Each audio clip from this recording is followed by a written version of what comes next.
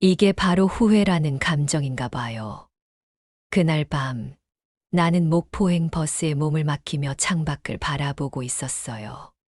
차창에 흘러내리는 빗방울 소리가 내 마음속 불안과 닮아 있다는 생각이 들었죠.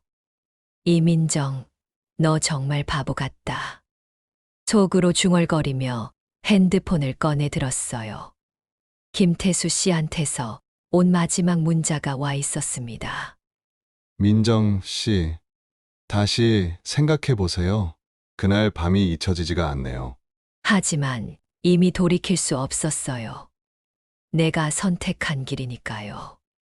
버스 엔진 소리가 우웅거리며 내 귓가를 울렸고 에어컨 바람이 시원하게 목덜미를 스쳤어요. 안녕하세요. 별빛 주최국입니다. 오늘은 전남 목포에서 군산으로 떠났다가 다시 고향으로 돌아온 한 여성의 이야기를 들려드릴게요. 사랑과 일, 그 경계에서 흔들렸던 43세 이민정의 진솔한 고백을 함께 들어보시죠. 구독과 좋아요는 마치 따뜻한 차 한 잔처럼 저희에게 큰 힘이 된답니다. 그럼 민정 씨의 이야기 속으로 들어가 볼까요? 사실 김태수 씨네 집에서 일하기 시작한 건 2달 전이었어요. 목포에서 군산까지는 버스로 1시간 반 정도 걸리는데 처음엔 통근이 좀 힘들다 생각했었죠. 하지만 돈을 벌어야 했어요. 이혼한 지 5년이 지났지만 혼자 살기엔 여전히 빠듯했거든요. 가사 도우미 구함, 주 5일 근무, 월 180만 원. 인터넷에서 그 공고를 본 순간 가슴이 두근거렸어요. 다른 곳보다 월급이 좋았거든요. 첫날 태수 씨네 집 문 앞에 섰을 때의 긴장감을 저는 지금도 기억해요. 딩동 초인종 소리가 유독 크게 들렸죠. 문이 열리면서 나타난 태수 씨는 생각보다 키가 크고 목소리가 낮았어요. 이민정 씨시죠? 안녕하세요. 그의 인사말 톤에서 약간의 어색함이 느껴졌어요. 아마 처음 가사 도우미를 고용하는 거라 그런 것 같았죠. 집 안으로 들어서자마자 느꼈어요. 아, 여자 손길이 없는 집이구나. 거실 소파 위에 벗어놓은 와이셔츠, 싱크대에 쌓인 그릇들, 냉장고 소리만 우웅거리는 정적. 모든 게 말해주고 있었어요. 이 집에 혼자 사는 남자의 외로움을요. 아내가 1년 반 전에 돌아가셨어요. 태수 씨가 조심스럽게 말했을 때 나는 고개를 끄덕였어요. 굳이 더 묻지 않았죠. 그런 아픔은 건드리면 안 되는 거니까요. 대신 제가 깔끔하게 정리해 드릴게요 라고 답했습니다. 생각보다 일이 많네. 첫날부터 느꼈어요. 빨래, 청소, 요리까지. 하지만 손에 익은 일이라 어렵지 않았죠. 오히려 누군가를 돌보는 일이 오랜만이라 마음이 따뜻해지는 느낌이었어요. 점심시간쯤 되어 냉장고를 열어보니 거의 비어 있었어요. 계란 몇 개에 된장, 김치통 하나. 이걸로 뭘 해먹고 사나 속으로 혀를 찼죠. 그래서 말했습니다. 태수 씨, 장 보러 가야겠어요. 집에 먹을 게 없네요. 아, 그러게요. 요즘 밖에서만 먹고. 태수 씨가 머리를 긁적이며 말했어요. 그 모습이 왠지 어린아이 같아 보였습니다. 그럼 내일부터 장보기도 제가 할게요. 시장 구경하는 거 좋아해요. 나는 웃으며 말했어요. 사실 시장에서 흥정하고 싱싱한 재료 고르는 재미가 쏠쏠했거든요. 태수 씨의 얼굴이 환해졌어요. 그러시겠어요? 고맙습니다. 솔직히 혼자 장 보는 게 좀. 그의 목소리에서 안도감이 묻어났어요. 아, 이 사람도 나처럼 혼자 사는 게 익숙하지 않구나 싶었죠. 오후 5시쯤 태수 씨가 퇴근했어요. 현관문 여는 소리, 신발 벗는 소리, 한숨 쉬는 소리. 그 일련의 소리들이 집 안 공기를 바꿔놓았어요. 무겁고 쓸쓸한 공기로요. 수고하셨어요. 태수 씨가 거실로 들어오며 말했어요. 네, 청소는 다 끝났고요. 저녁은 뭘 드실래요? 아무거나. 간단하게요. 아무거나라니. 남자들이 제일 많이 하는 말이죠. 하지만 냉장고 상황을 보면 정말 아무것도 할 수 없었어요. 그래서 계란 후라이와 김치찌개를 끓였죠. 간단하지만 집밥 냄새는 났으니까요. 태수 씨가 밥을 먹는 모습을 보니 마음이 아팠어요. 혼자 먹는 식사에 익숙해진 것 같았거든요. 젓가락질도 기계적이고 중간중간 멍하니 창밖을 바라보는 모습이요. 이 사람 정말 외롭구나. 그 순간 나도 모르게 생각했어요. 나와 비슷한 외로움을 가진 사람이구나 하고요. 하지만 그때만 해도 몰랐어요. 이 작은 연민이 나중에 얼마나 큰 감정으로 번질지를요. 내일 출근 전에 시장 다녀올게요. 뭐 특별히 드시고 싶은 거 있으세요? 글쎄요. 오랜만에 집에서 만든 된장찌개 같은 거. 태수 씨가 조심스럽게 말했어요. 네, 알겠어요. 된장찌개 끓여드릴게요. 그날 밤 목포로 돌아가는 버스 안에서 나는 창밖을 보며 생각했어요. 괜찮은 일자리 찾은 것 같은데 태수 씨도 까칠하지 않고 집도 깔끔한 편이고 월급도 좋고 하지만 왜 마음 한구석이 이상했을까요? 마치 뭔가 시작되려는 예감 같은 게 있었어요. 아직은 이름을 붙일 수 없는 그런 감정이요. 버스가 목포 터미널에 도착했을 때 나는 여전히 태수 씨의 마지막 표정을 기억하고 있었어요. 현관문을 나서는 내 뒷모습을 보던 그 눈빛을요. 그 안에 담긴 건 고마움이었을까? 아니면 다른 감정이었을까? 내일 또 가야지. 집으로 걸어가며 혼잣말을 했어요. 그런데 왜 발걸음이 이렇게 가벼웠을까요? 그 다음 날 아침 7시 반, 나는 목포 재래시장에 있었어요. 상인들의 구성진 목소리가 시장 전체를 깨우고 있었죠. 싱싱한 고등어, 방금 들어온 고등어, 시금치, 상추 싸게 가져가세요. 이런 소리들이 귓가에 정겨웠어요. 어릴 때부터 엄마 손잡고 다니던 이 시장이 여전히 활기차게 살아 숨쉬고 있다는 게 신기했죠. 태수 씨가 된장찌개 먹고 싶다고 했으니까. 두부 가게 앞에서 멈춰 섰어요. 할머니가 손수 만드신 두부가 하얗고 부드러워 보였거든요. 그런데 왜 이렇게 신경이 쓰일까요? 그냥 일일 뿐인데 말이에요. 시장 구경을 마치고 8시 반 버스를 타고 군산으로 향했어요. 버스 창밖으로 지나가는 논밭들을 보며 생각했죠. 오늘은 어떤 하루가 될까? 가방 안에서 두부 포장지가 바스락거리는 소리가 들렸어요. 9시 반, 태수 씨네 현관문 앞에서 열쇠를 꺼냈어요.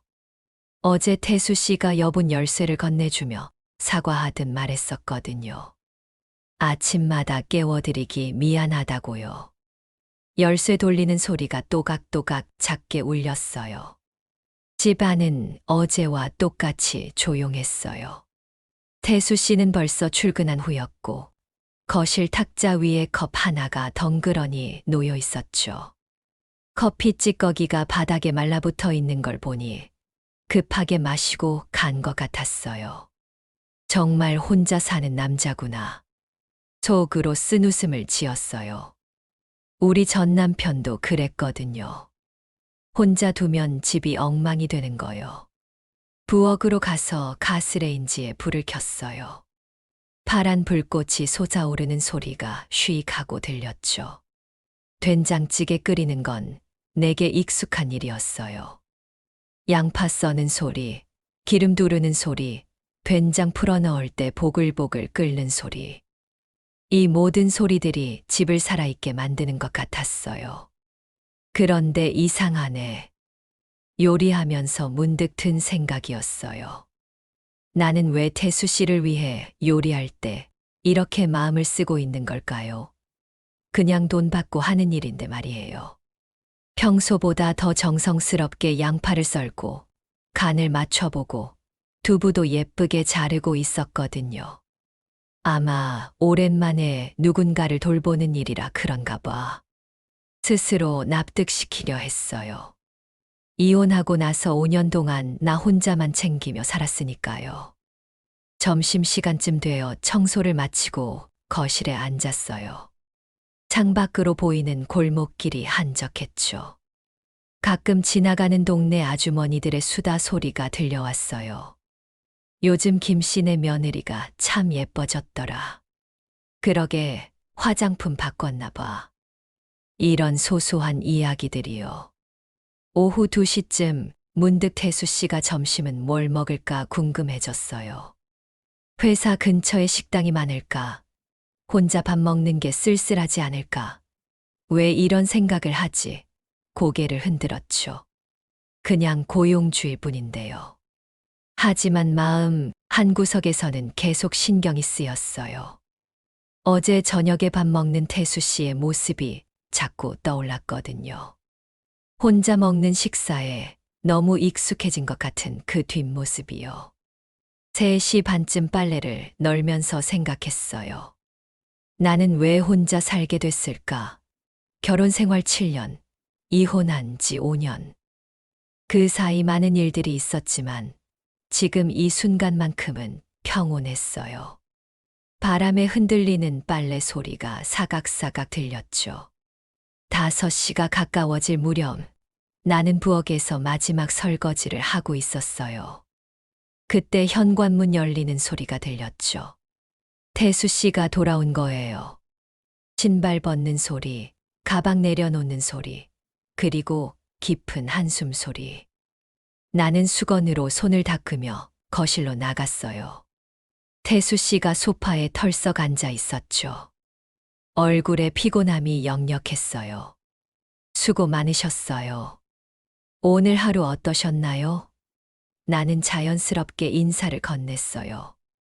태수 씨가 고개를 들며 미소를 지었어요. 그런데 그 미소가 조금 어색해 보였죠. 마치 오랫동안 웃는 법을 잊고 살았던 사람 같았어요. 아, 네. 고생하셨습니다. 집이 정말 깔끔해졌네요. 태수 씨의 목소리에 놀라움이 섞여 있었어요. 그럼 그렇지. 여자 손길이 한번 거치면 달라지는 거야.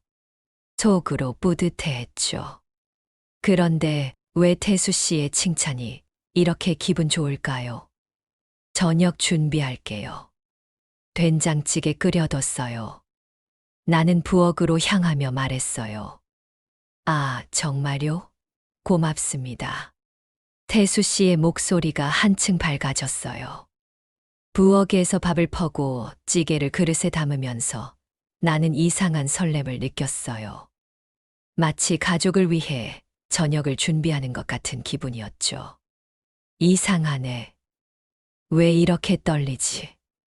식탁에 밥상을 차리고 태수 씨를 불렀어요. 그가 식탁에 앉아 첫 숟가락을 뜨는 모습을 지켜봤죠.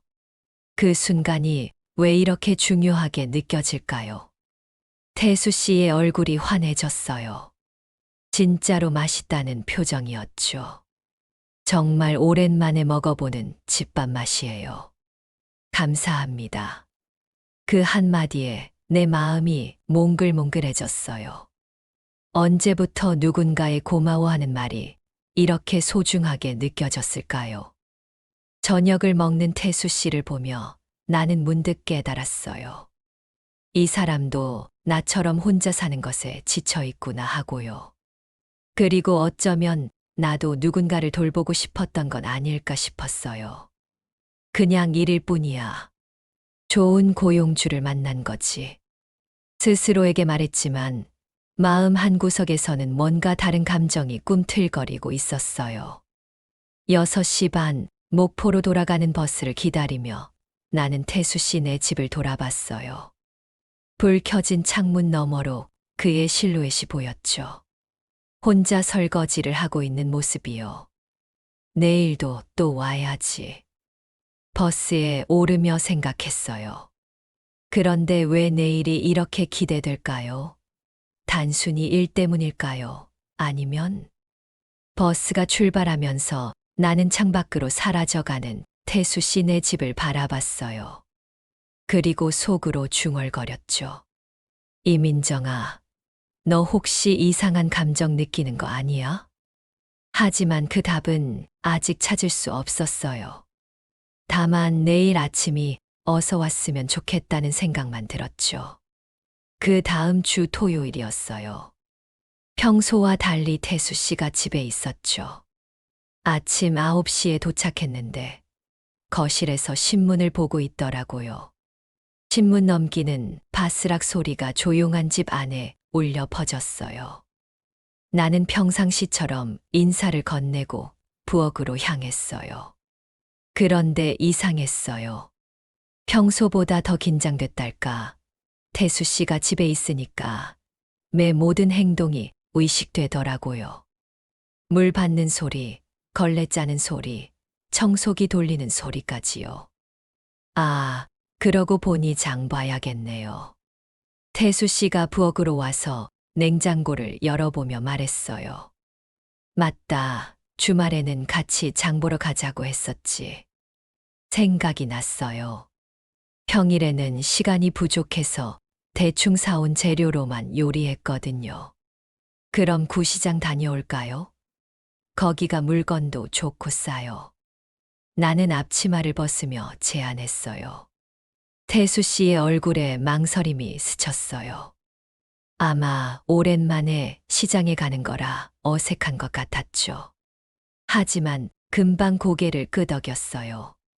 30분 후 우리는 군산 구시장에 서 있었어요. 주말이라 그런지 평일보다 훨씬 북적거렸죠. 아주머니들이 흥정하는 소리, 아이들 뛰어다니는 소리, 오토바이 지나가는 소리가 뒤섞였어요.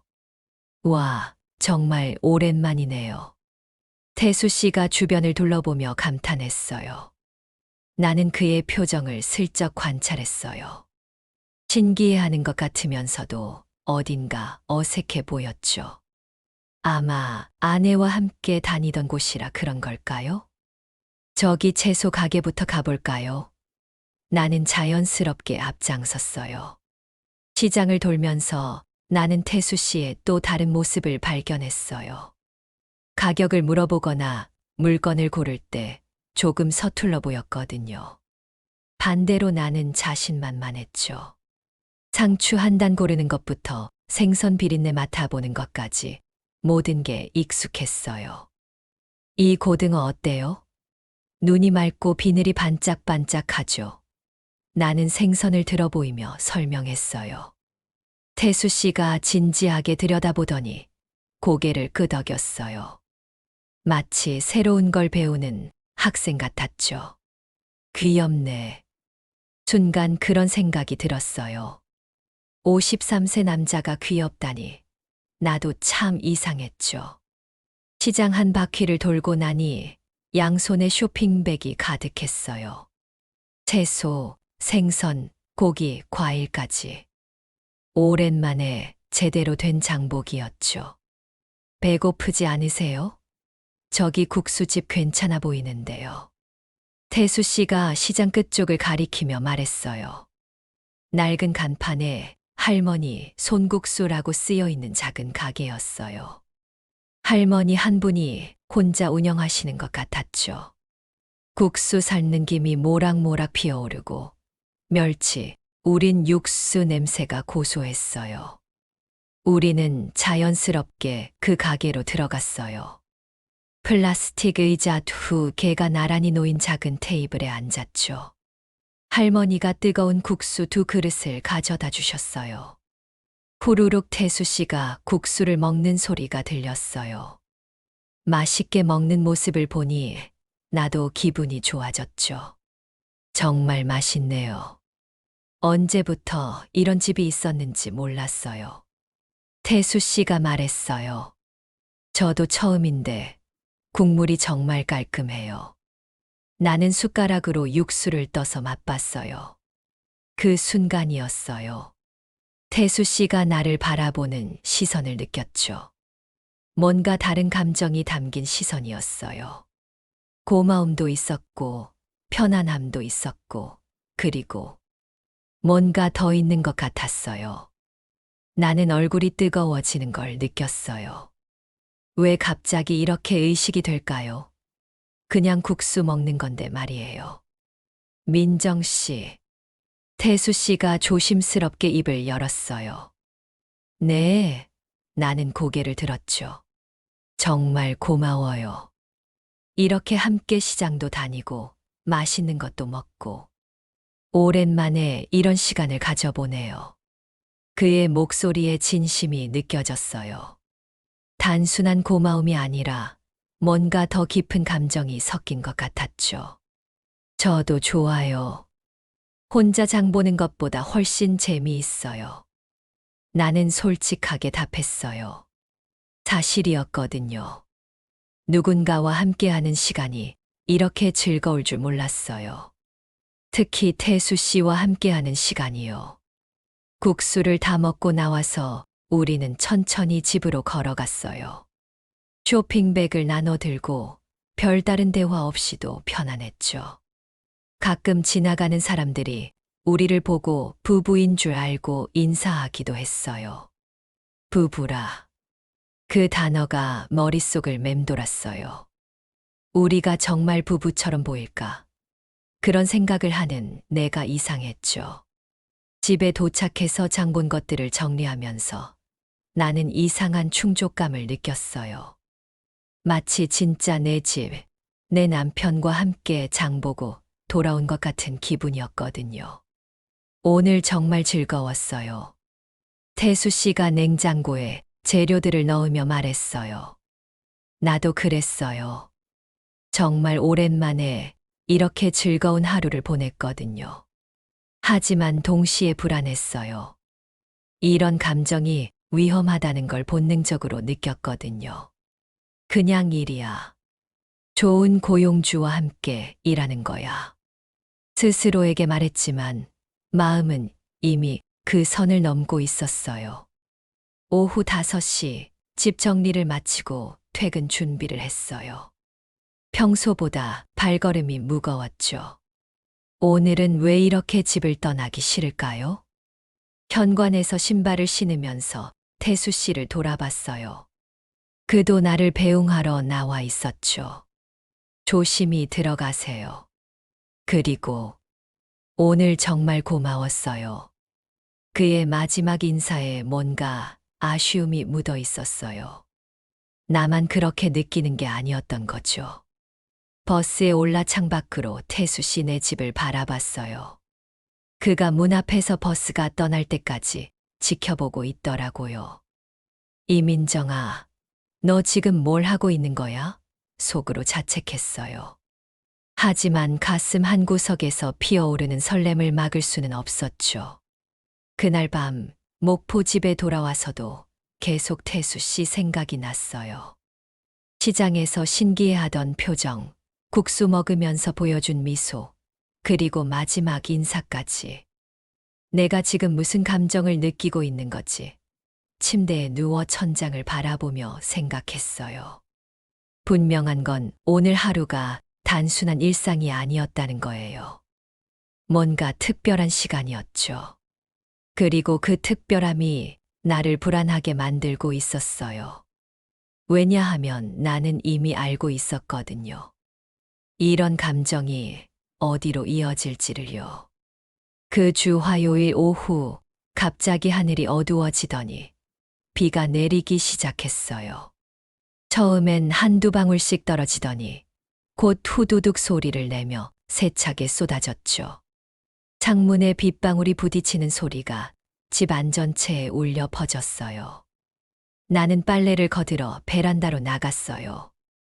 바람에 젖은 빨래들이 축 늘어져 있었죠. 아이고, 다시 말려야겠네. 속으로 혀를 찼어요. 빨래를 걷어들이는 동안 내 어깨와 머리카락도 촉촉하게 젖었어요. 집 안으로 들어와 수건으로 머리를 닦으면서 문득 생각했어요. 오늘 같은 날엔 뭔가 따뜻한 음식이 좋겠는데. 냉장고를 열어보니 어제 태수 씨와 함께 산 재료들이 가득했죠.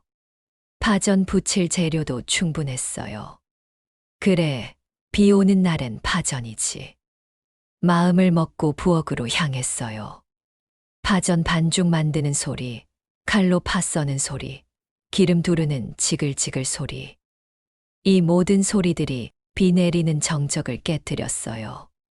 특히 반죽이 팬에 닿을 때 나는 치익하는 소리가 왠지 포근했죠. 반죽을 팬에 부어 넣고 뒤집개로 모양을 잡아가면서 나는 이상한 기분을 느꼈어요. 누군가를 위해 요리한다는 기분이었죠. 단순히 일이 아니라 마치 가족을 위해 음식을 준비하는 것 같은 마음이었어요. 왜 이렇게 신경이 쓰일까? 파전을 뒤집으며 생각했어요. 태수 씨가 이걸 보면 어떤 표정을 지을까? 맛있다고 해줄까? 이런 생각들이 계속 머릿속을 맴돌았어요. 비가 더 세게 내리기 시작했어요. 창문을 두드리는 빗소리가 점점 거세졌죠. 그 소리를 들으며 파전을 부치고 있으니 왠지 모르게 마음이 촉촉해졌어요. 오후 4시쯤 첫 번째 파전이 완성됐어요. 노릇노릇하게 잘 익은 파전에서 고소한 냄새가 솟아올랐죠. 접시에 담고 간장에 식초와 고춧가루를 넣어 양념장도 만들었어요. 태수 씨가 일찍 들어오면 좋겠는데. 순간 그런 생각이 들었어요. 파전은 따뜻할 때 먹어야 맛있으니까요. 아니, 정말 그것만 때문이었을까요? 5시 반쯤 현관문이 열리는 소리가 들렸어요. 평소보다 일찍 들어온 태수 씨였죠. 우산 털어내는 소리, 젖은 신발 벗는 소리가 현관에서 들려왔어요. 나는 부엌에서 파전을 다시 한번 데우고 있었어요. 그때 태수 씨가 부엌으로 들어왔죠. 젖은 머리카락이 이마에 붙어 있고 셔츠 어깨 부분이 촉촉했어요. 아, 무슨 냄새가 이렇게 좋죠? 태수 씨가 부엌으로 들어오며 코를 킁킁거렸어요. 파전 부쳤어요. 비 오는 날엔 파전이 최고죠. 나는 웃으며 답했어요. 태수 씨의 얼굴이 환해졌어요. 마치 어린아이가 좋아하는 간식을 보는 것 같았죠. 팬에서 지글지글 익어가는 파전을 보며 태수 씨가 감탄했어요. 그의 시선이 파전에서 내게로, 다시 파전으로 향했죠. 그 순간 나는 이상한 떨림을 느꼈어요. 왜 이렇게 심장이 빨리 뛸까? 파전을 뒤집으며 속으로 중얼거렸어요. 단순히 요리하는 건데 말이에요. 정말 맛있어 보이네요. 저도 파전 좋아하는데. 태수 씨가 옆에 서서 말했어요. 그의 목소리가 평소보다 더 따뜻하게 들렸어요. 그리고 우리 사이의 거리가 생각보다 가까워져 있다는 걸 깨달았죠. 부엌이 좁아서 그런 건지 아니면 파전이 완성되자 나는 접시에 담아 식탁으로 가져갔어요. 태수 씨도 따라와 앉았죠. 밖에서는 여전히 비가 내리고 있었고 집 안은 파전 냄새로 가득했어요. 태수 씨가 처집을 베어 물었어요. 그의 표정을 지켜보는 내 마음이 두근거렸죠. 마치 중요한 시험 결과를 기다리는 것 같았어요. 정말 맛있어요. 이런 맛은 정말 오랜만이에요. 태수 씨가 진심 어린 목소리로 말했어요. 그 순간 내 가슴이 몽글몽글해졌어요. 이렇게 간단한 칭찬이 왜 이렇게 기쁠까요? 나는 얼굴이 뜨거워지는 걸 느꼈어요. 비 내리는 소리를 배경으로 우리는 조용히 파전을 나눠 먹었어요. 가끔 태수 씨가 나를 바라보는 시선을 느꼈지만 일부러 외면했죠. 그 시선 속에 담긴 감정이 무엇인지 알 것 같아서요. 이건 위험해. 속으로 경고했어요. 하지만 동시에 이 순간이 너무 달콤했어요. 비 내리는 오후 따뜻한 파전, 그리고 옆에 앉은 태수 씨. 파전을 다 먹고 나서도 우리는 한동안 식탁에 앉아 있었어요. 밖에 빗소리가 점점 잦아들고 있었죠. 민정 씨. 태수 씨가 조심스럽게 입을 열었어요. 네, 나는 고개를 들었죠. 이런 말씀 드려도 될지 모르겠지만 정말 고마워요. 집이 이렇게 따뜻할 수 있구나 하는 생각이 들어요. 그의 말에 내 마음이 철렁했어요. 따뜻한 집이라는 표현이 뭔가 의미심장하게 들렸거든요. 저도 이렇게 누군가와 함께 비 오는 날을 보내니까 좋네요. 나는 솔직하게 답했어요. 그 순간 우리 사이의 공기가 묘하게 변했어요. 뭔가 선을 넘고 있다는 느낌이었죠. 하지만 멈출 수가 없었어요. 태수 씨가 내 손을 바라봤어요. 식탁 위에 올려진 내 손을요. 그 시선이 뜨거웠어요. 나는 손을 움직여야 할지 말아야 할지 몰랐죠. 비가 완전히 그쳤어요. 갑작스러운 정적이 집 안을 감쌌죠. 그 정적 속에서 우리의 호흡 소리만 들렸어요. 이민정아, 지금 당장 일어나. 이성이 경고했어요. 하지만 몸이 움직이지 않았어요. 아니, 움직이고 싶지 않았어요. 결국 나는 자리에서 일어났어요. 마음과는 달리요. 설거지 할게요. 나는 급하게 말하며 접시를 들었어요. 태수 씨도 아쉬워하는 표정으로 고개를 끄덕였어요. 하지만 그의 눈빛은 여전히 뜨거웠죠. 설거지를 하면서 나는 떨리는 손을 진정시키려 했어요. 방금 뭐였지? 자꾸만 돌이켜 생각하게 됐어요. 분명 뭔가 일어날 뻔했는데. 그날 퇴근할 때 태수 씨가 현관까지 나와 배웅했어요. 평소와 달리 오래 서 있으면서요. 조심히 들어가세요. 그리고 오늘 파전 정말 맛있었어요. 그의 마지막 인사에 담긴 의미를 나는 알 수 있었어요. 단순히 파전에 대한 이야기가 아니라는 걸요. 버스에 오르면서 나는 창문 너머 태수 씨를 봤어요. 그가 집 안으로 들어가는 모습을 보면서 가슴 한 구석이 아려왔어요. 오늘은 정말 위험했어. 속으로 중얼거렸어요. 하지만 동시에 그 위험한 순간이 자꾸 그리워졌어요. 집에 돌아와서도 계속 태수 씨 생각이 났어요. 비 내리는 오후 파전 냄새, 그리고 그의 따뜻한 시선까지. 나 지금 뭘 하고 있는 거야? 침대에 누워 천장을 바라봤어요. 분명 선을 넘으면 안 되는 관계인데 자꾸만 그 선이 흐려지고 있었어요. 그리고 무엇보다 무서운 건 내가 그 선을 넘고 싶어 한다는 거였어요. 그날 밤 11시쯤이었어요. 나는 목포 집에서 잠들기 위해 누웠지만 계속 뒤척이고 있었죠. 태수 씨와 함께 보낸 오후가 자꾸만 머릿속을 맴돌았거든요. 파전 냄새, 그의 따뜻한 시선, 그리고 그 묘한 긴장감까지. 핸드폰이 울렸어요. 문자 알림 소리였죠. 이런 늦은 시간에 누가 연락할까 싶어 확인해 봤어요. 태수 씨였어요. 민정 씨, 혹시 안 주무세요? 오늘 정말 감사했습니다. 가슴이 두근거렸어요. 왜 이런 시간에 문자를 보낸 걸까요? 나는 한참을 망설이다가 답장을 보냈어요. 아직 안 잤어요. 저도 즐거웠어요. 그 후로 우리는 몇 차례 문자를 주고받았어요. 별다른 내용은 아니었지만 왠지 모르게 설렜죠. 마치 10대 때로 돌아간 것 같았어요.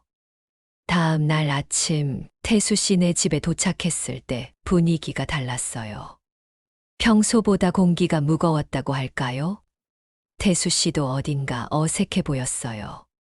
나는 평상시처럼 청소를 시작했어요. 하지만 자꾸만 태수 씨의 시선을 의식하게 됐죠. 그가 출근하지 않고 집에 있었거든요. 회사 안 가세요?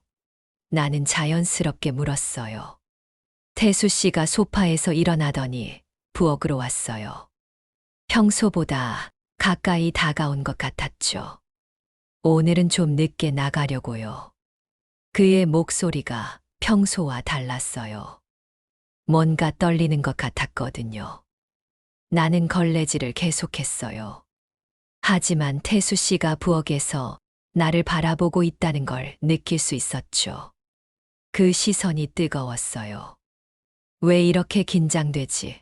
속으로 중얼거렸어요. 그냥 평상시처럼 일하면 되는데 자꾸만 의식이 됐어요. 10시쯤 나는 부엌에서 아침 설거지를 하고 있었어요. 그때 태수 씨가 뒤에서 다가왔어요. 발걸음 소리가 점점 가까워지더니 내 바로 뒤에서 멈췄죠. 민정 씨. 그의 목소리가 내 귓가에서 들렸어요. 나는 손을 멈추고 돌아봤어요. 태수 씨가 생각보다 가까이 서 있었죠. 그의 눈빛이 어제와는 달랐어요. 더 간절하고 더 뜨거웠어요. 네, 나는 작은 목소리로 답했어요. 태수 씨가 한 걸음 더 다가왔어요. 이제 우리 사이의 거리는 팔 하나 정도였죠. 내 심장이 쿵쾅쿵쾅 뛰기 시작했어요. 어젯밤에 계속 생각했어요. 태수 씨가 조심스럽게 말을 이어갔어요. 민정 씨와 함께 있을 때가 정말 행복하다는 걸요. 그 순간 내 머릿속이 하얘졌어요. 이런 고백을 받을 준비가 안 돼 있었거든요. 하지만 동시에 가슴 한 구석이 뜨거워졌어요. 태수 씨. 나는 그의 이름을 불렀지만 그 다음 말이 나오지 않았어요. 태수 씨가 또 한 걸음 다가왔어요. 이제 정말 가까웠죠. 그의 체온이 느껴질 정도로요. 나는 뒤로 물러서려 했지만 싱크대가 등을 막고 있었어요. 정말 미안해요. 이런 말 하면 안 되는데. 태수 씨의 목소리가 떨렸어요. 하지만 참을 수가 없어요. 그때였어요. 태수 씨가 내 어깨에 손을 올렸어요. 그 손길이 따뜻했죠. 나는 온몸이 굳어버렸어요. 민정 씨도 같은 마음이길 바라는 건 너무 욕심일까요? 태수 씨가 간절한 눈빛으로 물었어요. 나는 답할 수가 없었어요. 솔직히 말하면 나도 같은 마음이었거든요. 하지만 이건 위험했어요. 고용주와 직원 사이의 선을 넘는 일이었으니까요. 태수 씨, 이건. 나는 겨우 입을 열었어요. 하지만 그 순간 태수 씨가 나를 끌어안았어요.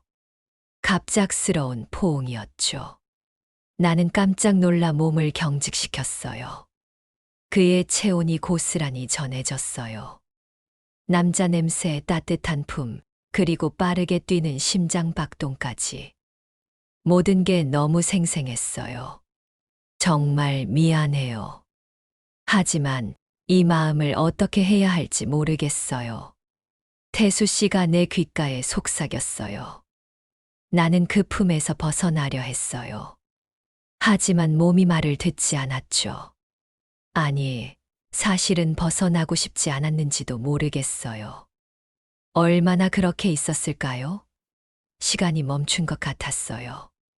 태수 씨의 품 안에서 나는 이상한 안정감을 느꼈어요. 오랫동안 잊고 있던 감정이었죠. 결국 나는 그의 품에서 빠져나왔어요.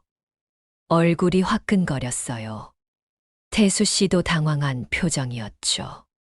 죄송해요. 너무 갑작스럽게. 태수 씨가 사과했어요.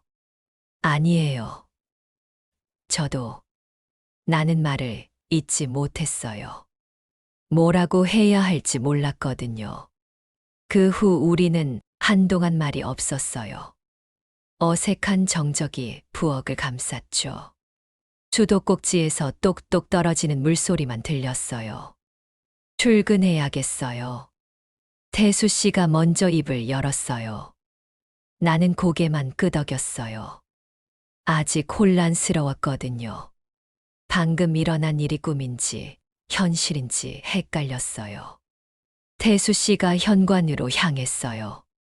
옷 갈아입는 소리, 가방 매는 소리가 들렸죠. 그리고 문이 닫히는 소리까지. 혼자 남은 부엌에서 나는 한참을 멍하니 서 있었어요. 방금 전 태수 씨가 서 있던 자리를 바라보면서요. 이민정아, 너 지금 뭘 한 거야? 속으로 자책했어요. 하지만 동시에 가슴 한구석이 두근거리고 있었어요. 그날 하루 종일 집중이 안 됐어요. 청소를 하면서도 빨래를 하면서도 계속 그 순간이 떠올랐어요. 태수 씨의 따뜻한 품, 그의 간절한 목소리, 그리고 내 마음속에서 일어난 변화까지. 오후 5시 태수 씨가 퇴근했어요. 평소와 달리 조심스럽게 집에 들어왔죠. 우리 둘 다 어색했어요. 저녁을 준비하면서도 긴장감이 감돌았어요. 태수 씨도 평소보다 말수가 적었죠. 밥을 먹는 동안에도 서로 눈을 마주치지 못했어요. 퇴근 시간이 되어 나는 가방을 챙겼어요. 태수 씨가 현관까지 나와 배웅했죠. 평소와 같았지만 뭔가 달랐어요. 내일 뵐게요. 나는 짧게 인사했어요. 네, 조심히 들어가세요. 태수 씨도 담담하게 답했어요. 하지만 우리 모두 알고 있었어요. 오늘 이후로 우리 사이에 뭔가 변했다는 걸요. 버스에서 창밖을 바라보며 나는 복잡한 마음이었어요. 태수 씨의 고백이 진심이라는 걸 알 수 있었어요. 그리고 솔직히 말하면 나도 그런 마음이 생기고 있었거든요.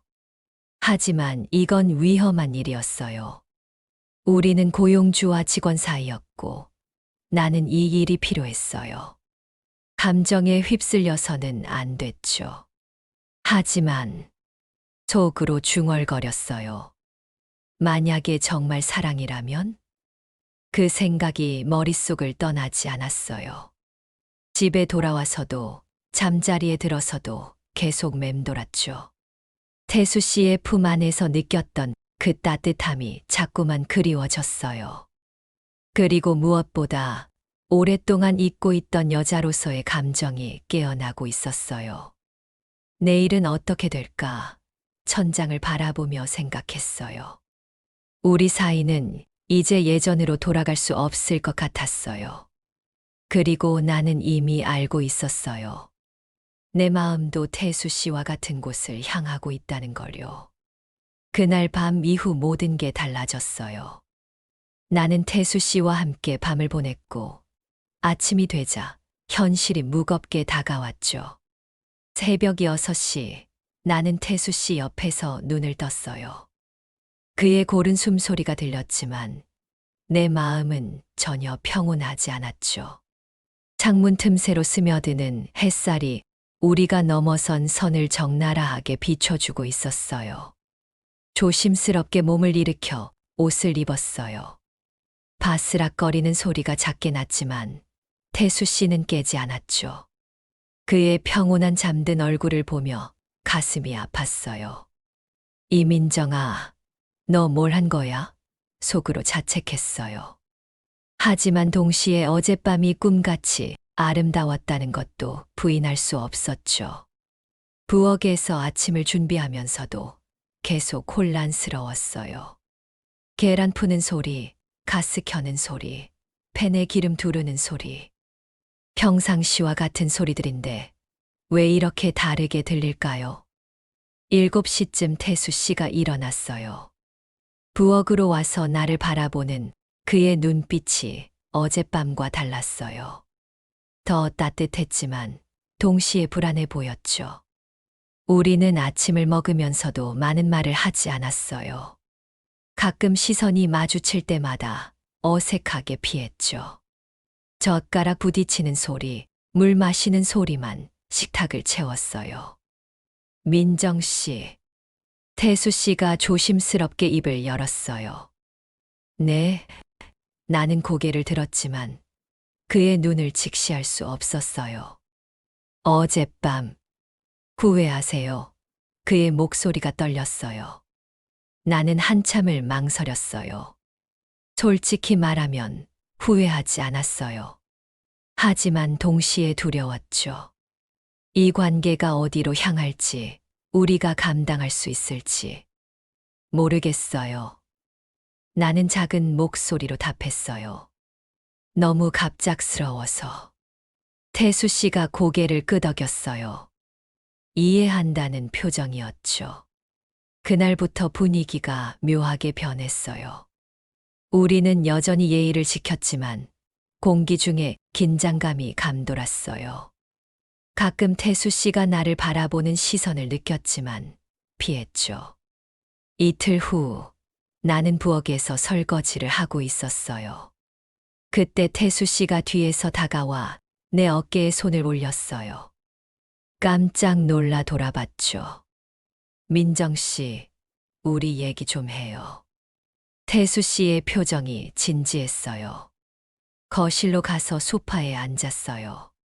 서로 마주 보고 있지만 시선은 다른 곳을 향했죠. 제가 너무 성급했나요? 태수 씨가 먼저 말했어요. 나는 고개를 흔들었어요.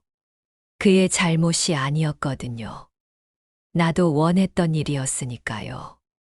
그럼 뭐가 문제인가요? 왜 이렇게 어색하죠? 태수 씨의 목소리에 답답함이 묻어 있었어요. 태수 씨, 나는 용기를 내어 입을 열었어요. 우리 이러면 안 돼요. 왜요?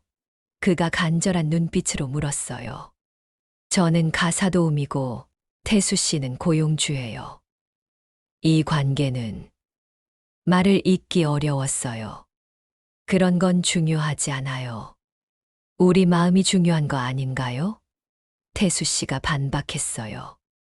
하지만 나는 현실을 알고 있었어요. 이런 관계는 지속되기 어렵다는 거요. 결국 누군가는 상처받을 거라는 거요. 그 후 며칠 동안 우리는 더욱 어색해졌어요. 태수 씨는 나에게 다가오려 했지만 나는 계속 거리를 두었죠. 죄책감과 혼란 때문이었어요. 어느 날 저녁 나는 결심했어요. 이 상황을 계속 끌고 갈 수 없다고요. 태수 씨에게도 나에게도 좋지 않았거든요. 태수 씨, 저 그만둘게요. 식사 후 나는 조용히 말했어요. 태수 씨의 얼굴이 하얘졌어요. 포크를 든 손이 멈춰 있었죠. 왜 갑자기요? 그의 목소리가 떨렸어요. 이렇게는 계속 볼 수 없어요. 나는 눈물을 참으며 말했어요. 서로에게 좋지 않아요. 민정 씨, 제발. 태수 씨가 일어나 내게 다가왔어요. 하지만 나는 자리에서 일어나 가방을 챙겼어요. 더 이상 여기 있으면 마음이 흔들릴 것 같았거든요.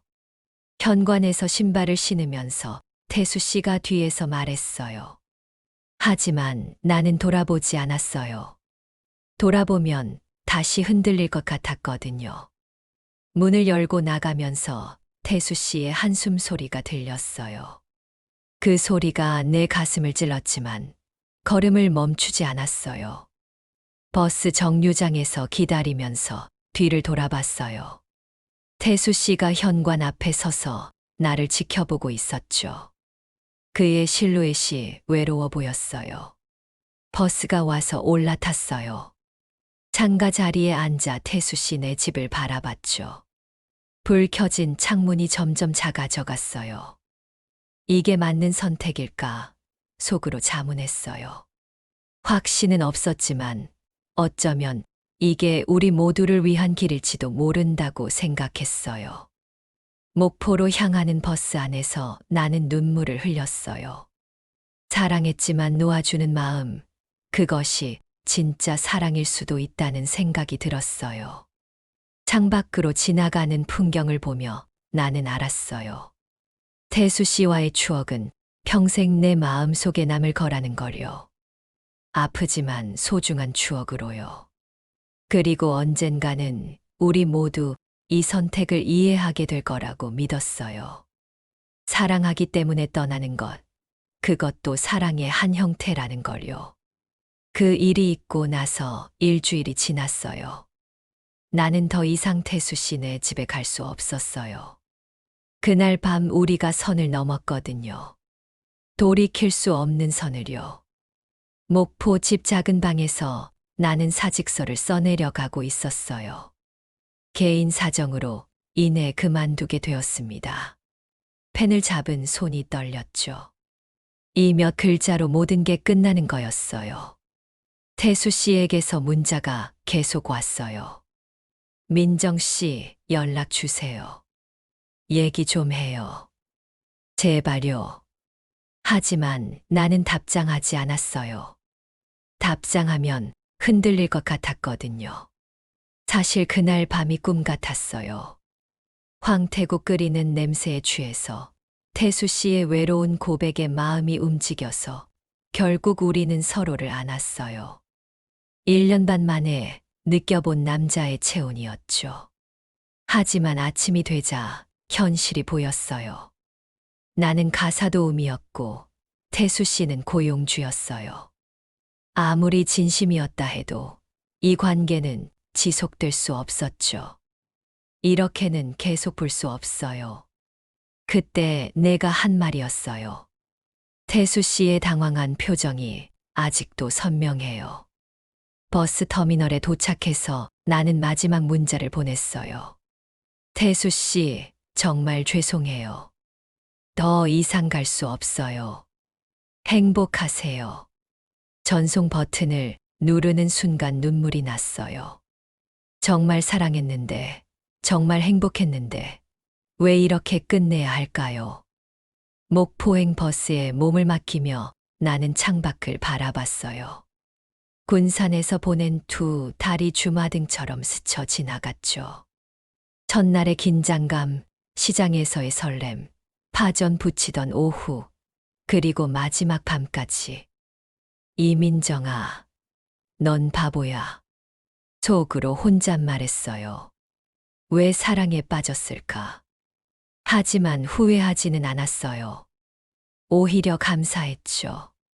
43년을 살면서 이렇게 진짜 사랑을 느껴본 적이 있었나 싶었거든요. 집에 도착해서 짐을 풀면서 태수 씨가 준 마지막 선물을 발견했어요. 작은 목걸이였죠. 민정 씨가 행복했으면 좋겠어요.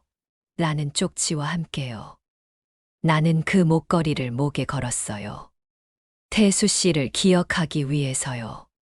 그리고 다시 사랑할 용기를 잃지 않기 위해서요.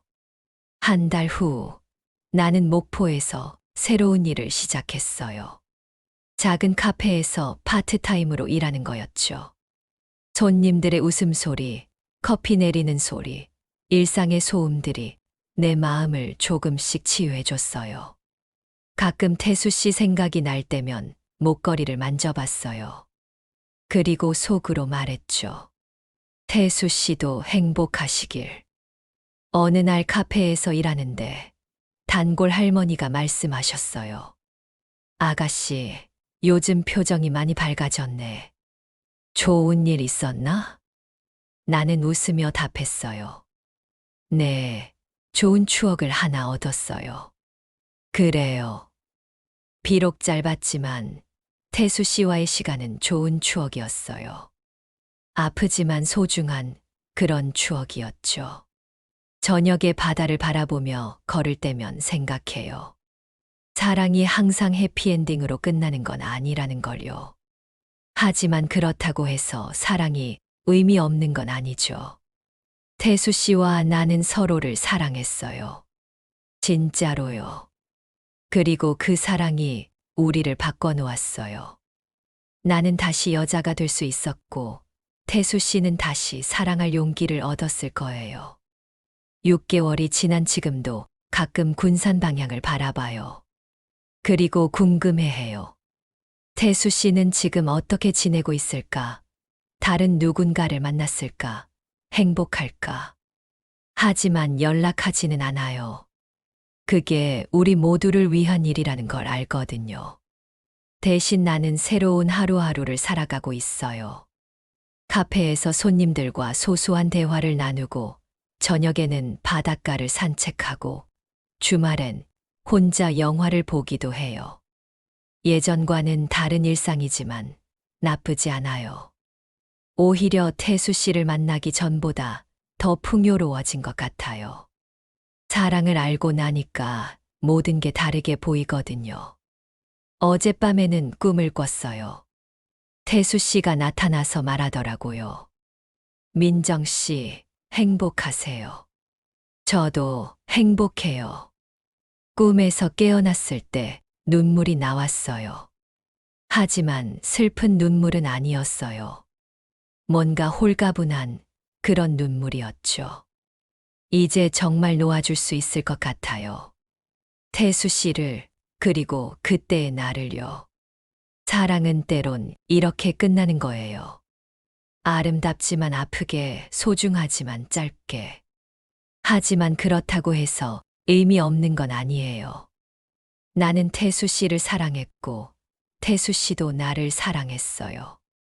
그것만으로도 충분해요. 목포 바다가 오늘따라 특히 예쁘네요. 석양이 물결에 반짝이는 모습이 마치 우리의 추억 같아요. 반짝이다가 사라지지만 그 아름다움은 마음속에 남는 거죠.